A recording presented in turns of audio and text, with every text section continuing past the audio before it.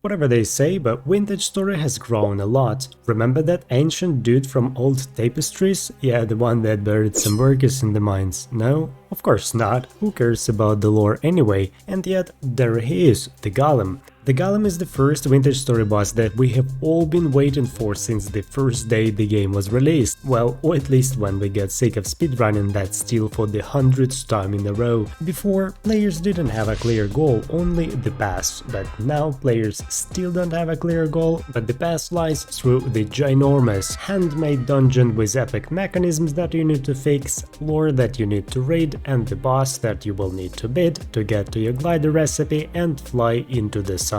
That update only the Resonance Archives changes everything. Because now getting to steel is not the ultimate goal, instead it's a means to a goal, but the trickiest dudes will beat the game even with a stone toothpick. It just always happens somehow. But of course, to find that dungeon you will need to talk to some local merchants who will easily reveal all the secrets for a brand new bronze pickaxe. Apart from that only quest from traders, you can now exchange a couple of goods with them and have the most exciting small talk of your life. And yet the dialogue system is a pretty massive advancement that will probably show itself in the future updates. Locust nests in mines are the places that everybody wanted to avoid, and those who didn't try to get some rusty garbage that was hardly of any use. But now, Locust nests drop pretty good loot, which allows you to craft all these astonishing, steampunkish and futuristic mechanisms, such as a Nightvision mask that will turn you into a freaking Splinter Cell, well, if you don't forget to charge it using your temporal gears. The battery will last for 24 hours of active use, so if you just put it in your pocket, it's not gonna waste any energy.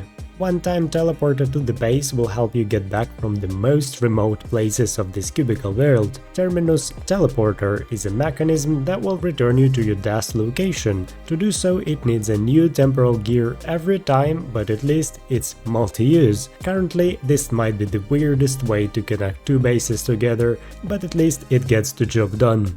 Rift Ward is a mysterious mixer that actually protects you from the rifts, the ugly, creepy, temporal things that can spawn anywhere, especially in your garden or even in your house. So with the Rift Ward, these bad boys are not supposed to bother you anymore, but just don't forget to charge it once in 2 weeks. All these recipes are extremely expensive, because not only will you need super rare items, but also the Electrum plates, which are crafted from gold and silver that you can find in quartz. You already know about the glider, but it might seem that the recipe that you get in the dungeon can only be used once, but that's not true.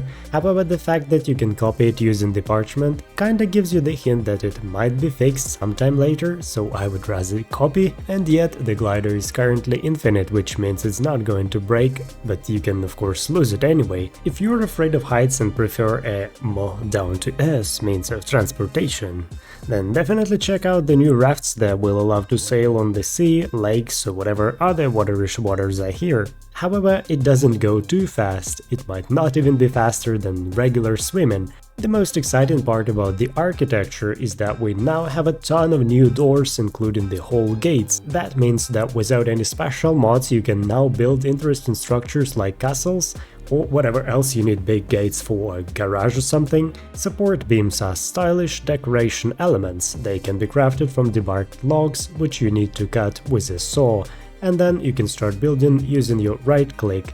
Drag it all the way to the end point and right click again to finish it. Looks pretty cool.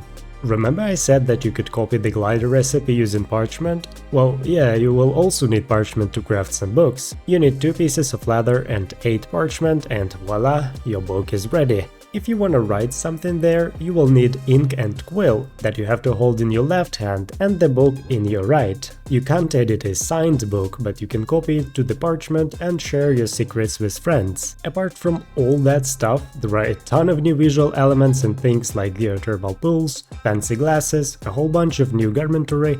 I'm personally thrilled about the creepiest mask from the skull, or a new resonator, the thing that used to play your vinyl records, but it now uses resonance cylinders. Finally, you'll also need nails and strips to craft your chests, so now to make 4 chests you will need at least 1 ingot of any metal, which you will have to smith and get your nails and strips. Just don't forget to grab the tongs in your left hand, otherwise it's just going to be too hard to handle with bare hands, and yet it's a nice touch of realism.